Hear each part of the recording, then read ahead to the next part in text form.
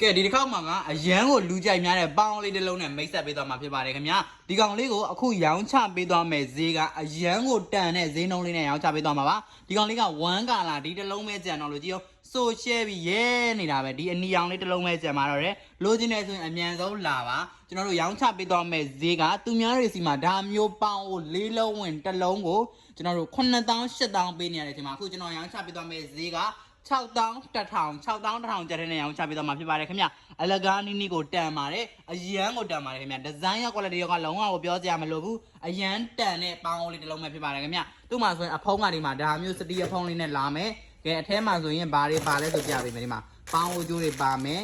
ပြီးလို့ရှိရင်ဒီမှာသူ့ရဲ့စာရွက်ဒီမှာစံစုံးလေးလည်းပါအောင်မယ်ခင်ဗျအရန်မိုက်တော့เนาะဒီမှာအိုးသားတူလေးသုံးပေးထားတယ် coin ကလည်းလုံးဝကိုအကောင် spline အရန်မိုက်တဲ့ coin နဲ့သုံးပေးထားတယ်